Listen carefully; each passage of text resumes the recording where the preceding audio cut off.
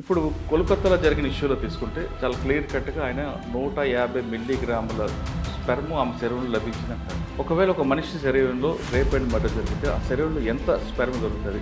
ఒక వ్యక్తి ప్రతిక్రియలో పాల్గొన్న, మాస్టర్బేషన్ చేసుకున్న, అంతకు మునుపు రోజు కానీ పాల్గొనకపోతే 3 ml కంటే తక్కువ వస్తుంది. సాధారణంగా 2-3 రోజుల తర్వాత కానీ పాల్గొంటే, అదే 4-5 రోజులు గ్యాప్ ఉంటే, రేప్ చేస్తున్నప్పుడు ఆమె తన వ్యక్తిని చేయదు కదండి, సాటిస్ఫాక్షన్ అవ్వదు కదా.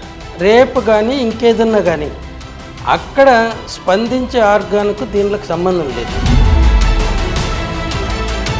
ఆమెకి ఇష్టం లేకుండా చేసినా కూడా ఆ శరీర అవయవాలు దాంట్లంతకవే స్పందిస్తాయి. అంటే మెదడుతో పని లేదు, మెదడుతో దానికి పని లేదు. లేడీస్కి యాక్చువల్గా జెంట్స్కి అయితే మెదడు సరిగా పని చేయకపోతే ఆ ఆర్గాన్. కోల్కతా డాక్టర్ గారు ఇచ్చిన స్టేట్మెంట్ ఇది మరో ప్రత్యక్ష కేసులాగా మారే అవకాశం ఉంది. ఏం మారడానికి లేదండి. ఇప్పటికే ఇండియాలో ఉండే కర్మ ఏంటంటే మన చట్టాలు ప్రపంచంలోనే బెస్ట్, అత్యుత్తమమైనవి. కానీ దాన్ని పాటించాల్సిన మాలాంటి వాళ్ళు చట్టాలు మార్చటం కాదు, ముందు మనం మారాలి.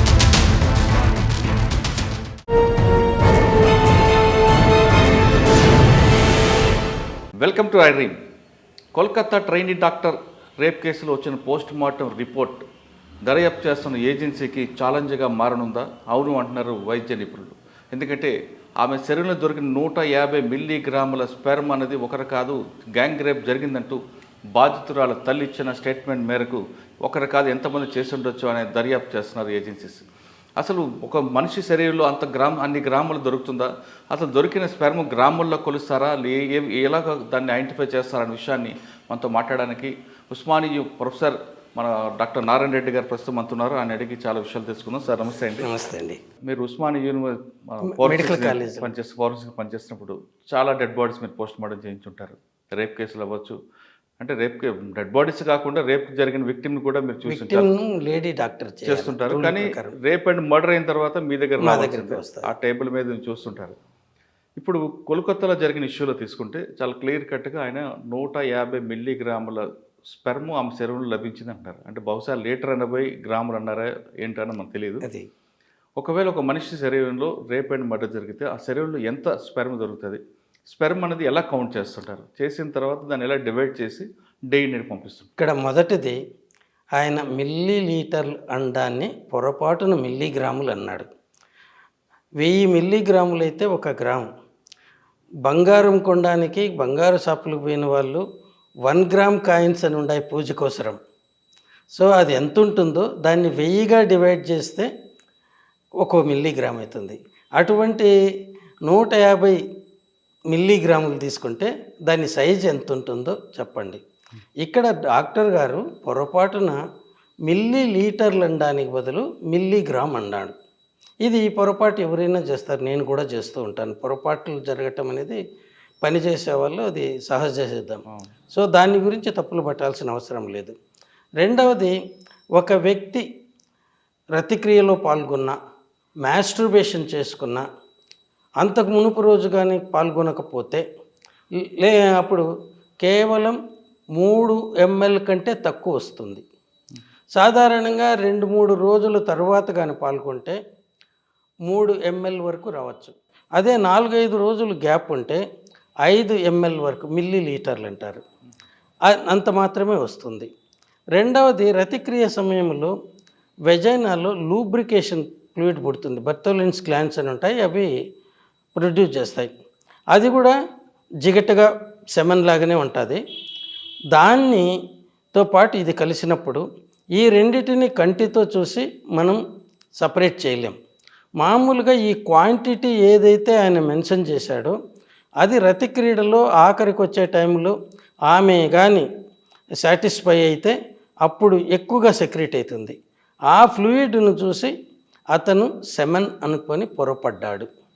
అది నా అభిప్రాయం. ఒకవేళ రేప్ చేస్తున్నప్పుడు ఆమె తన యొక్క వ్యక్తం చేయదు కదండి, సాటిస్ఫాక్షన్ అవ్వదు కదా. రేపు కానీ ఇంకేదన్నా కానీ అక్కడ స్పందించే ఆర్గాన్కు దీనికి సంబంధం లేదు. అక్కడ టచ్ చేసినప్పుడు మీకు అది వస్తుంది. సో అది దానికి ఎలాంటి సంబంధం లేదు. ఇప్పుడు చాలా అందుకే ఫోర్ ప్లే అంటారు. ఫోర్ ప్లే ఏమిటంటే ఆమెను దారిలోకి తెచ్చుకోవడానికి అక్కడ అది ప్రొడ్యూస్ చేసేంత వరకు వీడు ఆర్గాన్ని దాని వెజైనాలోకి పెట్టాడు. ఎందుకంటే మంట పెడుతుంది, నొప్పి పెడుతుంది. కాబట్టి అంతవరకు వాడు ఇవి చేసిన తర్వాతనే అది లూజ్ అవుతుంది వెజైనల్ వాల్స్. తర్వాత ఈ ఫ్లూయిడ్తో అది లూబ్రికంట్గా పనిచేస్తుంది. మేల్ ఆర్గాన్ ఈజీగా పోతుంది. ఇది ఆమెకి ఇష్టం లేకుండా చేసినా కూడా ఆ శరీర అవయవాలు దాంట్లంతకు అవే స్పందిస్తాయి. ఓకే, అంటే మెదడుతో పని లేదు. మెదడుతో దానికి పని లేదు లేడీస్కు. యాక్చువల్గా జెంట్స్కి అయితే మెదడు సరిగా పని చేయకపోతే ఆ ఆర్గాన్ గట్టిపడదు, నిల్చోదు. అంతేగాని లేడీస్ అందుకే ప్యాసివ్ ఏజెంట్స్ అంటారు సెక్స్లో. వాళ్ళకి ఇష్టం లేకున్నా సెక్స్లో పాల్గొంటారు. ఈ రకమైన వెజైనా నుంచి స్పందన దానంతకదే వస్తుంది. సార్, అంటే రేప్ చేయకుండా మామూలు ఇద్దరి మధ్యన అంగీకారంతో పాల్గొంటే ఏమి ఎంత వస్తుందండి? అంగీకారంతో పాల్గొన్నా ఆమె అంగీకారంతో లేకపోయినా అది వచ్చేది అంతే వస్తుంది. దానికి సంబంధం ఉండదు. ఒకవేళ మీ దగ్గరికి ఇటువంటి కేసు చాలా వచ్చి ఉంటాయి. వచ్చినప్పుడు మన స్పెర్మ్ని ఎలా డివైడ్ చేస్తారండి DNA టెస్ట్ కోసం? అంటే మీరు ఇందాక చెప్తున్నారు కదా, ఆమె దగ్గర నుంచి లూబ్రికెంట్ వస్తుంది, ఇక్కడ స్పెర్మ్ ఉంటుంది కాబట్టి రెండు ఒకటే కలర్ ఉంటాయి కాబట్టి రెండు ఎలా డివైడ్ చేస్తారు? దాన్ని డివైడ్ చేసేది ఏమి ఉండదు. ఇక్కడ ఒక స్వాబ్ తీసుకుంటాము. ఆ స్వాబ్ను ఫారెన్సిక్ సైన్స్ ల్యాబొరేటరీకి పంపుతాము. అక్కడ వాటిలో స్పెర్మటోజోవా ఉందా అని చూస్తారు. స్పెర్మటోజోవా అంటే దాంట్లో DNA ప్రొఫైల్ తీసుకుంటారు. ఆ DNA ప్రొఫైల్ను వీడి DNA ప్రొఫైల్తో కంపేర్ చేస్తారు. వీడి DNA ప్రొఫైల్కి కూడా చాలా ఈజీ. ఒక స్వాబ్ తీసుకొని లేకపోతే గ్లాస్ది మొద్దుగా ఉండేది పక్కన నుంచి ఇలా అని దాని నుంచి పంపితే ఈ మన సెల్లో శరీరంలో ఉండే జీవకణాల్లో ప్రతి కణంలోన 46 క్రోమోజోమ్స్ ఉంటాయి. ఆమెలో మాత్రం ఇది స్పెర్మ్లో కానీ ఆ స్త్రీ యొక్క అండములో కానీ కేవలం 23 ఉంటాయి. ఆ 23 కలిస్తే 46 క్రోమోజోములతో మొదటి పిండం ఏర్పడుతుంది. అది డివైడ్ అయ్యి దీంట్లో ఉంటుంది. కాబట్టి దీంట్లో ఎంత అనేది ఏమి ఉండదు. వీళ్ళు చూసేది ఆ స్పెర్మ్ ఏమన్నా ఉందా, ఆ స్పెర్మ్లో ఉన్నటువంటి DNA అనేది క్రోమోజోమ్స్లో ఉండేది. అది క్రోమోజోమ్స్ వేరు, క్రోమోజోమ్ లోపల ఉండేది DNA. వీటిని ఇతని యొక్క వేరే సెల్ న్యూక్లియస్ DNA నుంచి కంపేర్ చేస్తారు. అవన్నీ యాజ్ ఇట్ ఈజ్గా కానీ మ్యాచ్ అయితే అది అతని సెమనే గుర్తిస్తారు. అది DNA టెస్ట్. కాబట్టి దీంట్లో ఈ టెస్టులు చేస్తే ఇమీడియట్గా ఆ స్వాబ్ తీసుకొని వాడేనా కాదా అనేసి కన్ఫర్మ్ అయిపోతుంది. ఏమి టెస్ట్ చేయకపోయినా కూడా. అంటే ఒకరు కాకుండా గ్యాంగ్ రేప్ జరిగింది అనుకోండి, అప్పుడు ఎక్కువ మంది DNA కనపడుతుంది. అంటే అక్కడ స్పెర్మ్ అంత ఉంటుంది అంటారా? ఎవరి స్పెర్మ్ వాళ్ళది వస్తుంది, అదే దాంట్లోనే లోపల ఉంటుంది. ఆ DNAలో వీళ్ళకు అందరిది వస్తుంది. సో మల్టిపుల్ మేల్ DNA వస్తుంది. మేల్ DNAని ఎట్లా గుర్తిస్తారంటే అది Y క్రోమోజోమ్ కానీ ఉంటే, వాళ్ళు పరీక్ష చేసిన వాటిల్లో అది కానీ ఉంటే మేల్ DNA అంటారు. లేకపోతే వాళ్ళకు కూడా మేల్కి కూడా XX ఒకటి ఉంటుంది, అది ఫిమేల్కి సంబంధించింది. XY అని ఉంటుంది. XX క్రోమోజోమ్ కానీ పరీక్ష చేస్తే చేయలేరు. కానీ ఇతని దగ్గర నుంచి చాలా ఇవి తీస్తారు కాబట్టి మల్టిపుల్ స్పెర్మ్స్ నుంచి ఈ DNA ప్రొఫైల్ చేస్తారు కాబట్టి దాంట్లో Y క్రోమోజోమ్ కనపడుతుంది. అన్నీ XX ఉండవు. ఒక దాంతో X ఉంటుంది, ఒక దాంట్లో Y మాత్రమే ఉంటుంది. ఎందుకంటే 46/23 కదా అయ్యేది. లాస్ట్ పేర్ ఆఫ్ క్రోమోజోమ్స్ వచ్చేసి స్త్రీలో అయితే XX ఉంటుంది, పురుషుల్లో అయితే XY ఉంటుంది. ఈచ్ స్పెర్మ్లోన అది 22X ఉంటుంది, లేకపోతే 22Y ఉంటుంది. స్త్రీలో మాత్రం 22X 22X మొత్తం 23. అచ్చా, అంటే గ్యాంగ్ రేప్ చేసిన కూడా మన DNA డివైడ్ చేయొచ్చు. అంటే డిఫరెంట్ DNA ప్రొఫైల్స్ వస్తాయి. అచ్చా, కొంతమంది రేప్ చేసిన తర్వాత వాష్ చేసుకొని వెళ్తుంటారు. అది వాష్ చేసినా కూడా పైన వాష్ చేస్తే కాదు, అది లోపల వెజైనాలకి సర్విక్స్ ఇట్లా నెక్ అంటారు, అది ఇలా ఉంటుంది. ఇక్కడ పోస్టీరియర్ పార్నిసెస్ వెనకాల అక్కడ ఉంటుంది. అక్కడ ఉండే DNA కన్నా మామూలుగా అయితే ఇప్పటి వరకు 14 రోజుల తర్వాత కూడా ఐడెంటిఫై చేశారు. మామూలుగా అయితే 4-5 రోజుల వరకు దొరుకుతుంది అక్కడ. వీళ్ళు బయట వాష్ చేసుకుంటారు, లోపల కాదు. అదే మగవాడు కానీ వాష్ చేసుకుంటే వాటిలో ఏమీ దొరకదు, ఎందుకంటే పైనే కదా ఆర్గాన్ ఉండేది. ఈమెకి చుట్టూ ఉండే వాటిలో రాదు, కానీ లోపల అది కూడా పోవాలంటే ఏం చేయాలంటే ఈమె లోపలకు వేలు పెట్టి శుభ్రంగా కడుక్కోవాలి వెజైనాలకి, అప్పుడు మాత్రమే అది పోగలదు. అది చేయరు మామూలుగా, సో బయటనే కడుక్కుంటారు, సో వస్తుంది. సార్, అంటే ఇప్పుడు మనం కోల్కతా కేసులు తీసుకుంటే బై మిస్టేక్ అని చెప్పిన రిపోర్ట్ అనుకోవచ్చా, లేదు నిజంగా అంటే డాక్టర్ గారు పొరపడ్డాడు అని చెప్తాను. ఇంటెన్షనల్గా ఎవరు అబద్ధం చెప్పరు. అతను వెజైనల్ సెక్రీషన్స్ కూడా 7 కలుపుకొని అది 150 మిల్లీగ్రాములు ఉన్నారు, అంటే 150 ml. సో అది ఆయన పొరపడ్డం. అది కంటితో చూసి మీరు ఇది సెమన్నా లేకపోతే ఇంకోటి అని చెప్పలేం, జిగట్టగా ఉండే ఫ్లూయిడ్ అండి. మీరు ఏమన్నా చెప్పగలరా? చెప్పలేము. ఇది అంతే. అంటే సాధారణంగా మనిషి దీంట్లో ఇద్దరు అంగీకారం జరిగింది అనుకోండి, మీరు అన్నట్లుగా ఆయన వేరే కార్యక్రమాలు చేయకుండా వారం రోజుల తర్వాత కలిస్తే ఎంత రావచ్చు? 5 ml. 5 ml, అంతకు మించి రాదు. కొంతమంది డ్రగ్స్ తీసుకొని చేస్తుంటారు కదా. అప్పుడేం డ్రగ్స్ తీసుకొని చేసేది ఇక్కడ మూడు పుట్టించడానికి బ్రెదర్ మైండ్లో, అంతేగాని ఆ డ్రగ్స్కు దీనికి సంబంధం లేదు. ఒకవేళ రెగ్యులర్గా కలుస్తుంటారండి భార్య భర్తలు, అప్పుడు 3 ml వరకు ఉంటుంది రోజు కలిసే వాళ్ళు. ఎందుకంటే అది సెక్రెట్ కావడానికి కూడా టైం కావాలి. అది నిలువ ఉండేది సెమినల్ వెసికల్, అవి ఇక్కడే ఉంటాయి. మనం టెస్టిస్ అనే దాంట్లో స్పెర్మటోజోవా అంటే పురుష కణాలు, అవి కేవలం సెమెన్లో 4%. ఇంకా 96% ఇక్కడి నుంచి ప్రొడ్యూస్ చేయండి వాళ్ళకు. అందుకే వ్యాసెక్టమీ చేసిన వాళ్ళకి కూడా సెమెన్ వస్తుంది. అక్కడ టెస్టిస్లో ప్రొడ్యూస్ అయింది రాలేదు కదా. వ్యాసెక్టమీ అంటే ఏంటి? ఆ కనెక్షన్ తీసేయటము.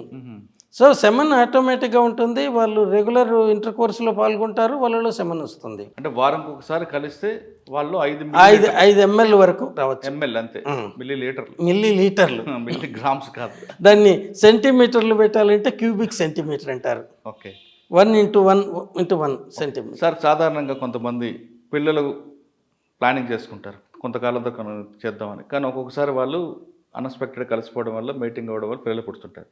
పిల్లలు కలగాలంటే ఏం చేయాలి, లేదు కొంచెం ఫ్యామిలీ ప్లానింగ్ చేసుకోవాలనుకుంటే ఏ విధంగా వాళ్ళు మీటింగ్? అది న్యాచురల్ పద్ధతిలో అయితే సేఫ్ పీరియడ్ ఉంటుందండి. మామూలుగా సాధారణ స్త్రీలలో ఎక్కువ మందికి 4 వారాలకు ఒకసారి ఋతుస్రావం అవుతుంది. కొద్దిమందిలో వేరియేషన్ ఉంటుంది. కొద్దిమందిలో 20 రోజులకు కూడా కావచ్చు, 35 రోజుల వరకు లోయెస్ట్ అండ్ మ్యాక్సిమం పెట్టారు. అందుకోసమే ఇంతకు మునుపు ఫ్యామిలీ ప్లానింగ్ పర్పస్గా ఇష్టం లేని గర్భాన్ని తొలగించాలంటే 20 వారాలకే వరకు మాత్రమే పెట్టారు. ఎందుకంటే 20 రోజులు ఇంటూ 10 వేస్తే వాళ్ళకు అది కంప్లీట్ అయ్యేది. అది 20 × 7 వేస్తే 7 దీనికి అట్లా మామూలుగా ఇవన్నీ వస్తుంది. కానీ ఇక్కడ మనకు ఏంటంటే పిల్లలు పుట్టకూడదు అనుకుంటే ఋతుస్రావం అయిపోయిన తర్వాత మొదటి వారం కానీ, తర్వాత రెగ్యులర్ మెన్సెస్ అయ్యే వాళ్ళకు 22 వారాలు, ఆఖరి వారం కానీ నెక్స్ట్ ఋతుస్రావం, ఆ పీరియడ్లో కానీ వాళ్ళు సెక్స్లో ఫ్రీగా పాల్గొనవచ్చు. ప్రెగ్నెన్సీ ఇచ్చే ఛాన్సెస్ 99% ఉండవు వాళ్ళకు. ఓకే, అదే అట్ అబౌట్ అంటే 2 వారాలప్పుడు కానీ కలిస్తే ప్రెగ్నెన్సీ వచ్చే ఛాన్సెస్ ఎక్కువ. సో దాంట్లో కోసం మా డాక్టర్లు ఏమంటారంటే మామూలుగా 4 రోజులు ఇటు 4 రోజులు అటు అంటారు. ఇంకా సేఫ్టీ కావాలంటే 1 వారం ముందు 1 వారం వెనక. అప్పుడు పొరపాటును కూడా ఆమెలో ఎగ్ రిలీజ్ కాదు. ఎగ్ రిలీజ్ అయ్యేది మిడ్ మిన్స్ట్రువల్ సైకిల్. అది కూడా ఇక్కడ వెజైనాకి వచ్చి కాదు, అది ఫెర్టిలైజ్ అయ్యేది. ఈ పెల్లోపియన్ ట్యూబ్స్ ఉంటాయి, ఆ ట్యూబ్ మధ్యలోకి వచ్చినప్పుడు ఈ స్పెర్మ్ ఆ టైంలో కానీ సెక్సువల్ ఇంటర్కోర్స్ అయితే అది చాలా స్పెర్మ్స్ అక్కడ రిలీజ్ అవుతాయి. వాటిల్లో కొన్ని మాత్రమే ట్యూబ్లోకి వెళ్ళగలుగుతాయి. వాటికి తోక ఒకటి ఉంటుంది, ట్యాడ్పోల్స్ అని కప్పలు పెట్టినారు కదా అట. ఆ ట్యాడ్పోల్ యాక్షన్స్తో పైకి ప్రాకుతాయి. దానిలలో అన్ని ఒకసారి దగ్గర దగ్గర ఫ్యూ మిలియన్స్ రిలీజ్ అవుతాయి. వాటిలో ఒక్కటి మాత్రమే పోయి అండంతో కలవగలదు. అది ఫెర్టిలైజ్ అయ్యి సింగిల్ ఎగ్గా సింగిల్ సెల్ ఫార్మ్ అవుతుంది. ఆ సింగిల్ సెల్లో 46 క్రోమోజోములే ఉంటాయి. ఆమె నుంచి 23, వీడి నుంచి 23, అంటే మన కంప్లీట్ నార్మల్ సెల్లో ఉండేంత. అది మల్టిపుల్ అవుతూ ఒక ముద్దలాగా అవుతుంది. దాన్ని బ్లాస్టోసిస్ట్ అంటారు. ఆ స్టేజ్లో అది యూట్రస్ లేకొచ్చి అక్కడ ఇంప్లాంట్ అవుతుంది. అక్కడ ఇంప్లాంట్ అయిన తర్వాత పెరిగి 9 నెలల వరకు సుమారు అప్పటి వరకు పెరిగి బయట వస్తుంది. ఇది పిండం ఏర్పడేది. అక్కడ నుంచి వచ్చిన అండం మగవాడితో కలిసి క్రాస్ అయిన తర్వాత అదే అప్పటికి అది అక్కడికి వచ్చి ఉంటుంది, ఆ పెల్లోపియన్ ట్యూబ్ మధ్యలోకి. ఈ స్పెర్మ్ కూడా అక్కడికి వెళ్తుంది. అన్నీ పోలేవు, కొన్ని మాత్రమే.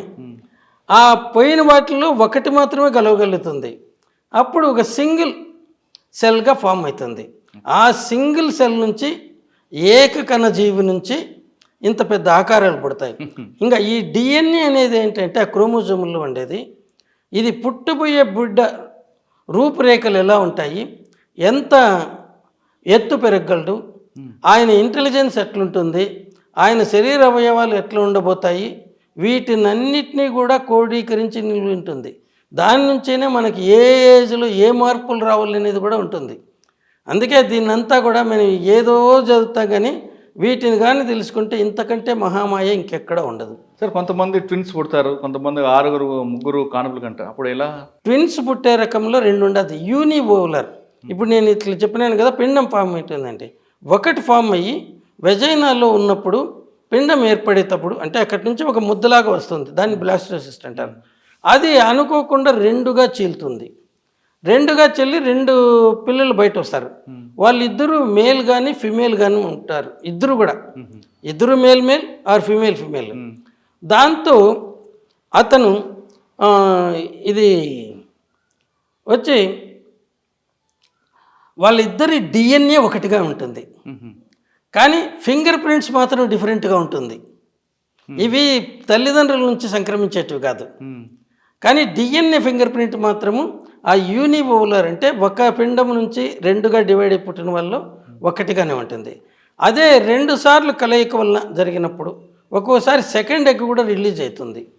ఆ టైంలో కలిసినప్పుడు, లేకపోతే సెకండ్ పీరియడ్లో రిలీజ్ అయిన దాంట్లో ఇది ఒక ఇంటర్ కోర్స్తోన అదొక ఇంటర్ కోర్స్తోన జరుగుతుంది. అక్కడ ఒకరు మేలు ఒకరు ఫిమేలు ఉండొచ్చు.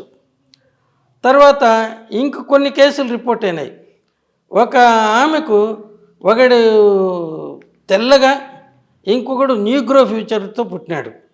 అప్పుడు దాన్ని ఇన్వెస్టిగేట్ చేస్తే ఆమె ఇద్దరితోన సంబంధం ఉంది. ఇవి 2 ఎగ్గులు రిలీజ్ అయినప్పుడు ఒకసారి ఒకటి ఒక్కోసారి ఒకే పీరియడ్లోనే, మామూలుగా ఓవరీస్ ఒక ఇంటర్మినిస్ట్రల్ పీరియడ్లో ఒకటే పనిచేస్తుంది, దాని నుంచి వస్తుంది.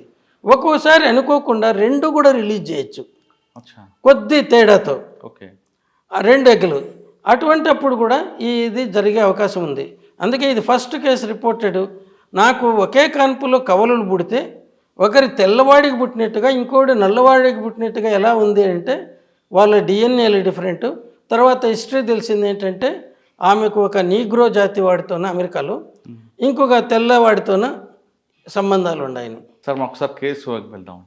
ఆ కేసులో ఆయన ఇచ్చిన స్టేట్మెంట్ ప్రకారం ఇది మళ్ళీ ఒకసారి గ్యాంగ్ రేప్ అంటూ వాళ్ళ తల్లి ఇచ్చిన స్టేట్మెంట్ ఇవ్వడం, ఆవిడ కూడా కంప్లైంట్ ఇవ్వడం, ఇన్వెస్టిగేషన్ స్టార్ట్ అవుతుంది. అంటే ఇన్వెస్టిగేషన్ పార్ట్లో ఉంటుండగా ఒక ఫోరెన్సిక్స్ డాక్టర్ మీడియాతో మాట్లాడడం కరెక్టా కాదు? కరెక్ట్ కాదు. అది తప్పుదారిని పట్టిస్తుంది కేసు. ఒకసారి మాట నోటి నుంచి బయట వచ్చిన తర్వాత ఎవరికి వచ్చినట్టుగా వాళ్ళు దాంతో ఆడుకుంటారు, వాళ్ళ ఓన్ స్టోరీలు సృష్టించుకుంటారు. ఆ కథలు ఇప్పుడు ఏంటంటే మనకు తెలుసు కదా, ఇది వాట్సాప్ ఇంకోటి చక్కర్లు కొడుతూ ఉంటారు. ఒక సామెత ఉంది, అసత్యము సత్యము కానీ పరుగు పందానికి పోటీ పెట్టుకుంటే వీడు సత్యం అనేవాడు కూర్చొని బట్టలు తొడుక్కొని షూస్ వేసుకునే లోపల అసత్యం అనేవాడు సగం ప్రపంచాన్ని చుట్టాడు. సో వాడి కలిగించిన ఎఫెక్ట్ను సత్యం ఎప్పటికీ డిమాలిష్ చేయలేదు. ఎన్ని ప్రూఫ్ చేసినా కూడా ప్రజలు ఎట్లుంటారంటే crime and sex are more interesting.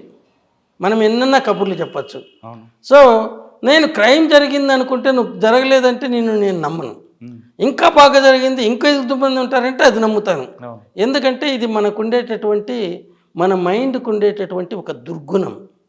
మీరు చెప్పండి ఎంతన్నా చేసి సైంటిఫిక్ ప్రూఫ్ దానికోసమని వీటిలో ఒక సామెత ఉంది, 1 ounce of circumstantial evidence is more worth than a ton of oral evidence అన్నారు ఈ కంట్రీలో, ఇండియాలో. ఎందుకంటే మనం చిన్నప్పటి నుంచి అసత్యాలను నమ్మటం, అసత్యాలు మాట్లాడడంలో నుంచి పెరిగాం. సో దీంట్లో మనము అసత్యం వితౌట్ ఎనీ హెజిటేషన్ మాట్లాడతాం. సత్యం మాట్లాడాలనుకుంటే మనం ఊహించుకొని సత్యం మాట్లాడాలి కాబట్టి సత్యం చెప్తానంటారు. దీంట్లో సత్యం మరుగున పడిపోతుంది, అసత్యం చక్కర్లు కొడుతూ ఉంటుంది. దీనికి బెస్ట్ ఎగ్జాంపుల్ సినీ యాక్ట్రెస్ ప్రత్యూష కేసులో.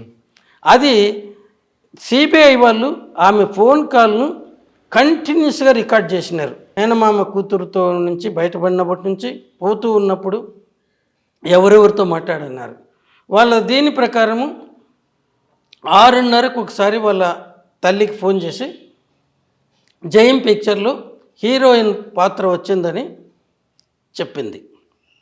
అది తల్లి అందరికీ చెప్తూ ఉంటే తల్లి వాళ్ళ ఫ్రెండ్స్కి అందరికీ చెప్తే ఆ అమ్మాయిలందరూ ఒకరి తర్వాత ఒకరు ఈ అమ్మాయికి కంగ్రాచులేట్ చేయడానికి చెప్పారు. తర్వాత వీళ్ళు హైదరాబాద్కి వెళ్ళి ఒక పెస్టిసైడ్ షాప్లో పురుగుల మందు కొనుక్కున్నారు. అది 300 మిల్లీలీటర్లు. అది తీసుకొని మళ్ళీ హిమయత్ నగర్కి వచ్చి అక్కడ చైనీస్ రెస్టారెంట్ ఉంటుంది. అక్కడ 2 క్యాడ్బరీ చాక్లెట్స్, ఒక కూల్ డ్రింక్ కోకోకోలా 1.5 లీటర్స్ది కొనుక్కున్నారు.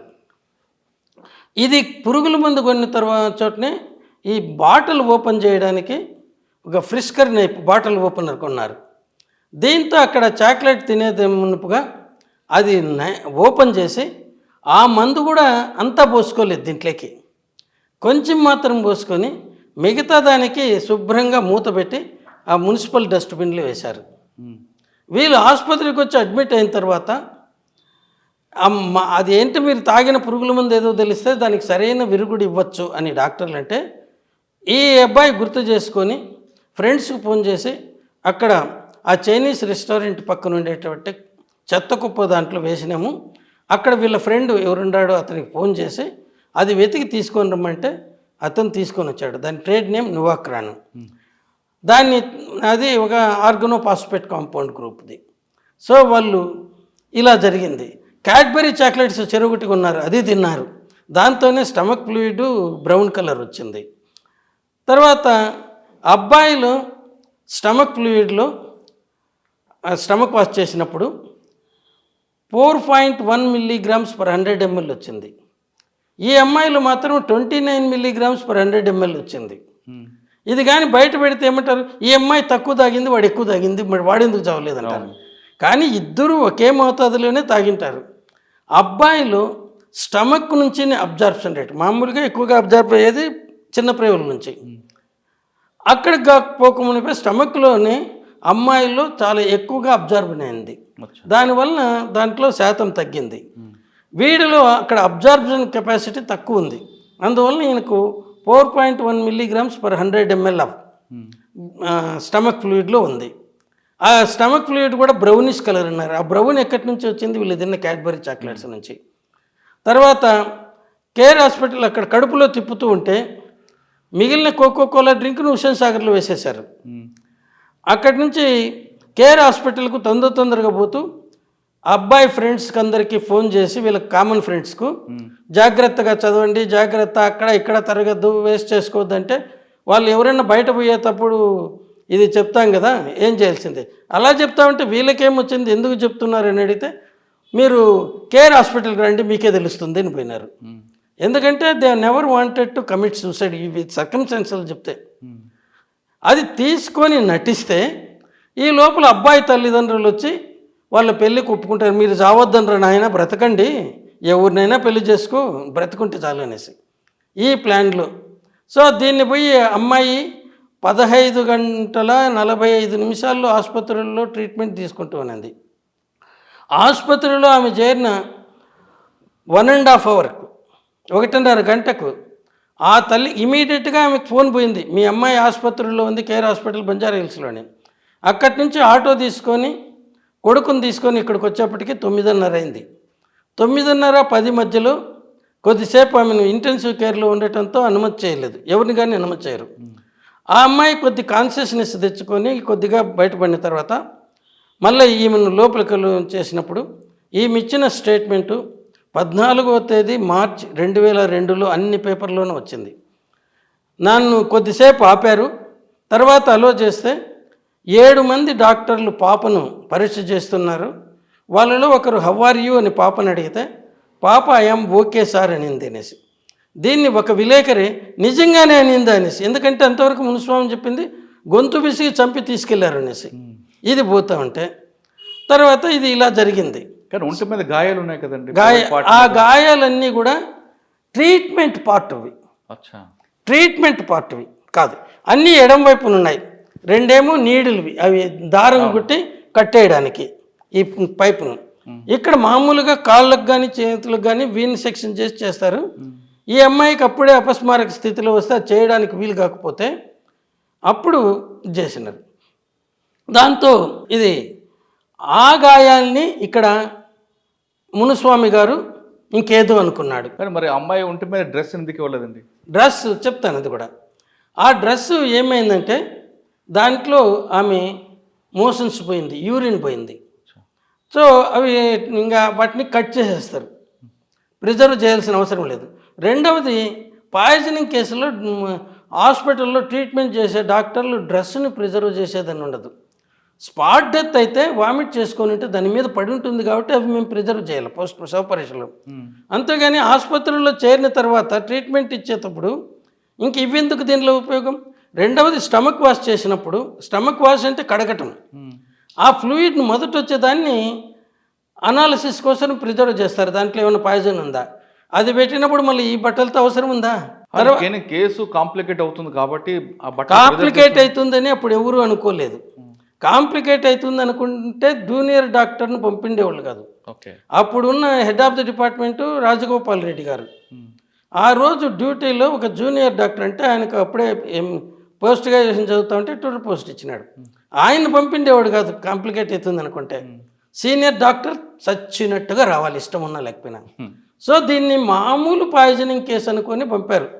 అందులోనే ప్రత్యూష అని వాళ్ళకి తెలియదు, ఏదో ఒక పాయిజనింగ్ కేసు. ప్రత్యూష అని తెలిసింటే ఫారెన్సిక్ మెడిసిన్ డిపార్ట్మెంట్లో ఉండే వాళ్ళంతా, అప్పుడు బషీర్బాగ్లో ఉంది, వాళ్ళందరూ పోయి సికింద్రాబాద్లో అప్పుడు ఉండేది, ఇప్పుడు ప్రజెంట్ ప్లేస్లో కాదు, అందరూ అక్కడికి వెళ్ళిండ్రు.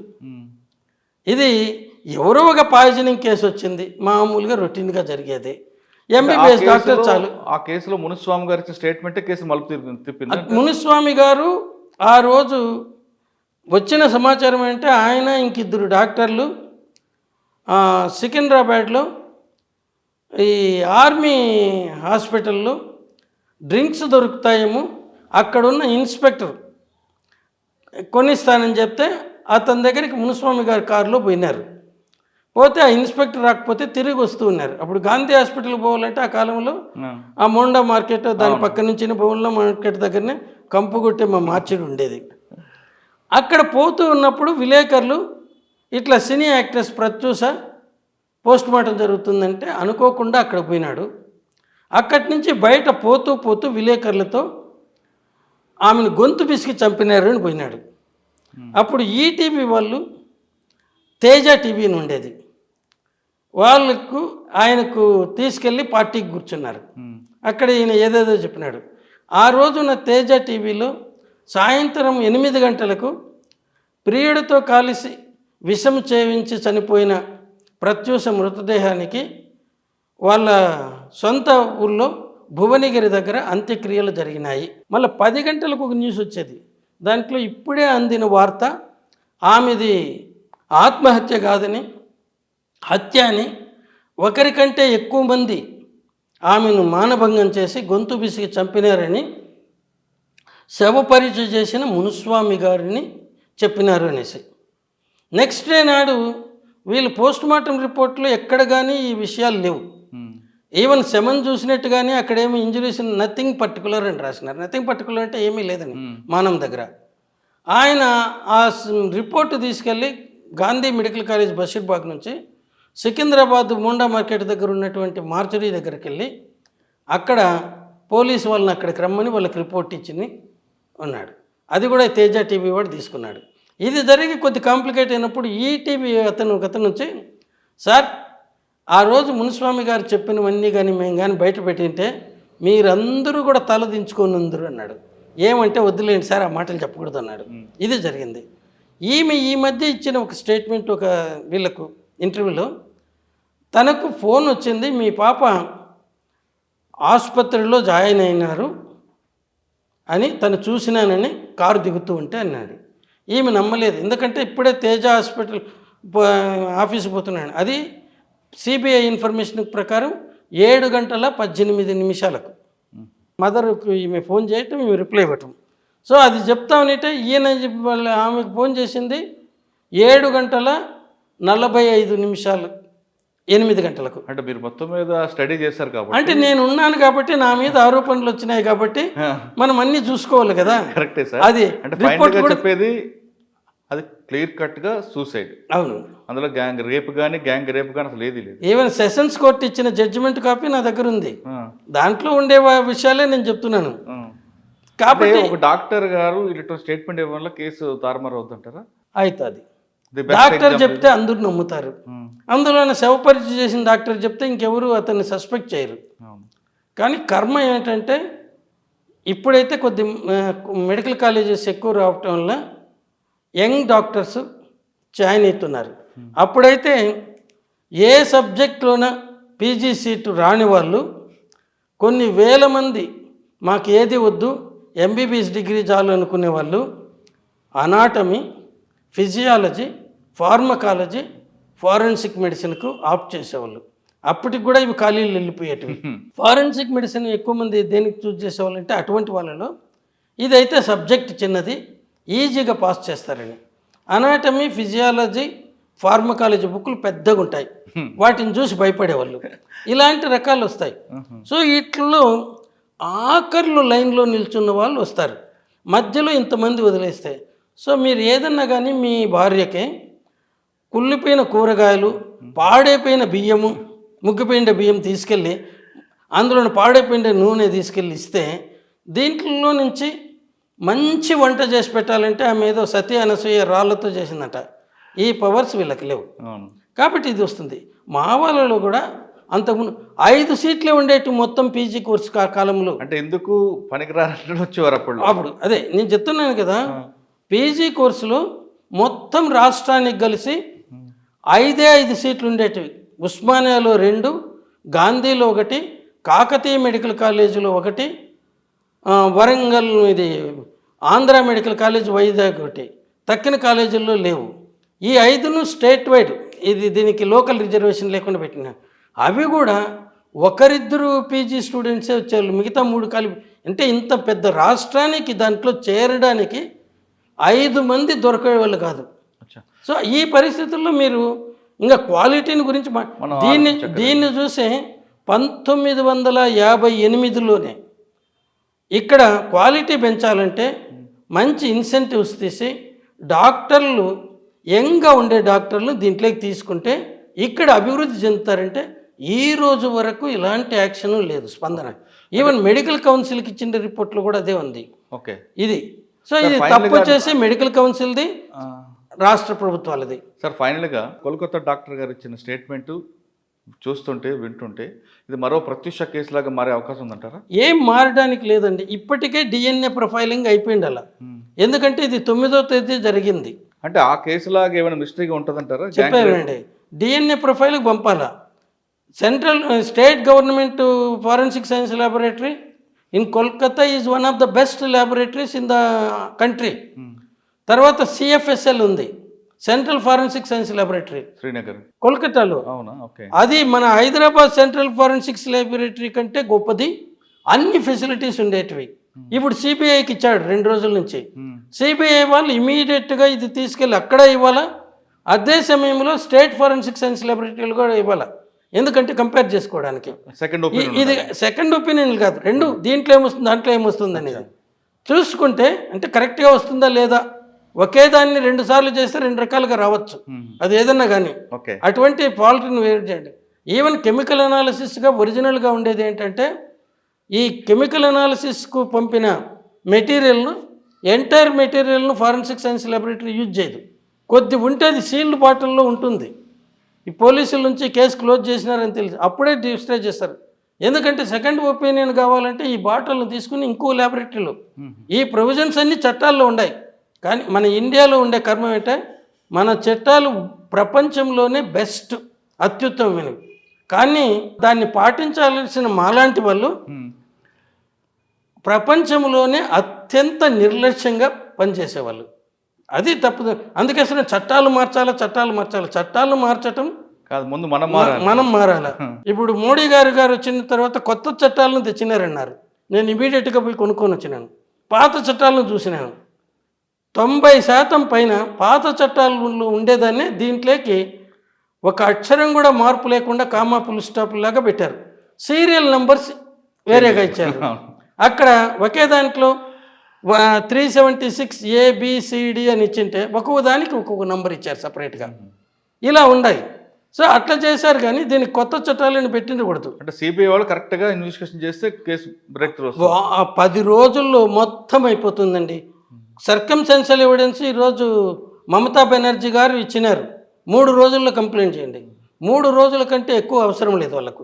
ఎందుకంటే అంతా తెలుసు అక్కడ ఆ రోజు ఎవరు ఉండింటారనేది. అంటే ఒకరా గ్యాంగ్ రేప్ అనేది క్లారిటీ వస్తుంది. అది రాకపోయినా వారం రోజుల లోపల DNA టెస్ట్ తెప్పించుకోవచ్చు. అదేం పెద్ద ఇది కాదు. వీళ్ళు ఎన్న కబుర్లు చెప్పచ్చు సైంటిస్టులు. వారం లోపల వాళ్ళు తెచ్చుకోవచ్చు. అది వస్తే వారం లోపల తెలిసిపోతుంది ఒకరుండారా 10 మంది ఉండారా లేదా అనేసి. దానికోసం ఈ లోపల ఈ మీడియాలో ప్రతి ఒక్కరు దాన్ని ఏంటండి ఇది పెడతారు, యూట్యూబ్. ఈ యూట్యూబ్లు ఎవరికి వాళ్ళు చేసుకునేది కూడా వచ్చింది ఇప్పుడు. Social media. సో అవి సోషల్ మీడియాలో చక్కర్లు కొడుతూ ఉంటాయి. ఇప్పుడు మీరు ఒకటి పెట్టారనుకోండి, దీన్ని 10 మంది ఫార్వర్డ్ చేస్తారు. అట్లే నేను చెప్పాను అనుకోండి, నన్ను బండబూతులు తిడుతూ 100 మంది పెడతారు. వీటన్నిటికీ మనం ఇమ్యూన్ కాలేకపోతే ఈ దీంట్లో ఉండలేము. పోలీసు వాళ్ళు కానీ, మెడికో లీగల్ వర్క్ చేసే డాక్టర్లు కానీ, మెజిస్ట్రేట్లు, జడ్జిలు కానీ ఇటువంటి వాటిని పట్టించుకోకుండా మందమైన చర్మంతో ఉండేవాళ్ళుగా తయారు కావాలి. ఎందుకంటే మనం చెప్పాల్సిన సత్యం. ఎవరు ఏమనుకుంటే మనకు సంబంధం లేదు. మనం అప్పుడు తెలుసుకోవాల్సింది ఇంకోటి మాట్లాడితే, రోడ్డు మీద పోయేటప్పుడు ఎన్నో కుక్కలు మురుగుతాయి, ప్రతి నోరు మూయించలేము. ఇది కూడా వాడికి ఎవరికైనా డౌట్ ఉంటే ఏమైంటుందా లేదా, ముందు 150 మిల్లీగ్రాములు కొలవటం వీలవుతుందా. నువ్వు బంగారు షాపు పోయినా 1 గ్రామ్ గోల్డ్ కాయిన్ అడుగుతావు పూజకు, అంతేగాని 10 మిల్లీగ్రాములది 100 మిల్లీగ్రాములది అడగవు. సో ఇక్కడ ఎంఎల్ 150 ml అంటే మనకు సాధారణంగా టీ తాగే కప్పు ఉంటుంది కదా, దాని పరిమాణం పెద్ద కప్పులది. టీ తాగేటి 2 కప్పులు వచ్చినాయి ఇప్పుడు ఈ మధ్య, 100 mlది కూడా. దీని పోతే దాని రేటు వేరు, దీని రేటు వేరు అనేసి. ఆ చిన్న కప్పు కాకుండా మామూలుగా పెద్దగా నార్మల్గా ఇచ్చే కప్పు, దాని పరిమాణం వచ్చేసి 150 ml. మనం నీరు తాగే గ్లాస్ ఇంతకుముందు మీకు ఇచ్చాను కదా, అది 200 ml. పెద్ద గ్లాసు 250 ml.